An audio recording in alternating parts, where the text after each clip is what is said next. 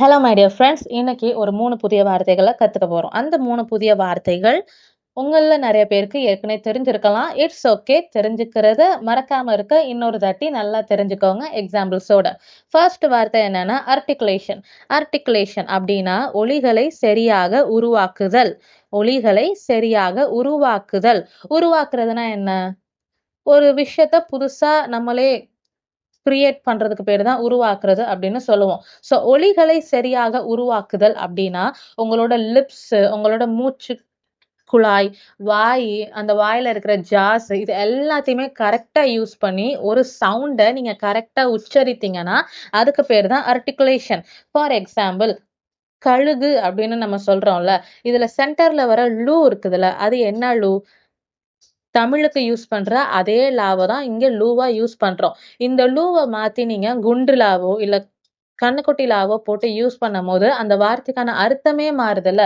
So இந்த மாரி நீங்க ஒலிகளை உருவாக்கும்போது, சரியா உருவாக்குனீங்க. உங்க நாக்க நல்லா மடக்கி அந்த லாவ சொன்னா தான் கழுகுக்கு அர்த்தமே வரும்.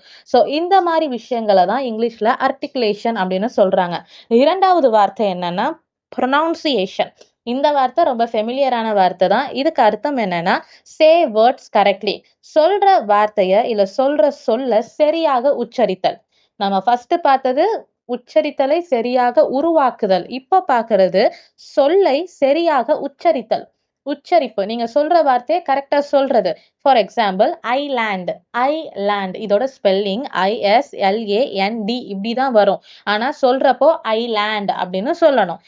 2வதா வர எஸ் அதுல சைலண்ட். சோ ஐலேண்ட் அப்படின்னு தான் சொல்லணும். இன்னொரு எக்ஸாம்பிள் வென்ஸ்டே.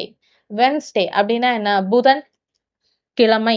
இத நெறைய பேரு வெட்னஸ்டே அப்படின்னு பிரிச்சு பிரிச்சு சொல்லுவாங்க. அப்படி சொல்லக்கூடாது. சொல்றப்போ வெட்னஸ்டே அப்படின்னு தான் சொல்லணும். 3வது இருக்கிற வார்த்தை எனன்சியேஷன். எனன்சியேஷன் அப்படின்னா தெளிவாக பேசுதல். பேசுறப்போ மத்தவங்களுக்கு புரியிற மாரி நிறுத்தி, நிதானமா கேப் விட்டு மூச்செல்லாம் நல்லா வாங்கி பேசுறதுக்கு பேரு தான் எனன்சியேஷன். மத்தவங்களுக்கு புரியிற வகையில நம்மளோட பேச்சு இருக்க வேண்டும். அததான் எனன்சியேஷன் அப்படின்னு சொல்றோம். ஸோ இந்த 3 வார்த்தை உங்களுக்கு யூஸ்ஃபுல்லா இருந்துச்சுன்னு நம்புறேன். If it is useful, make sure like the video and subscribe my channel. Share it with your friends. Thank you.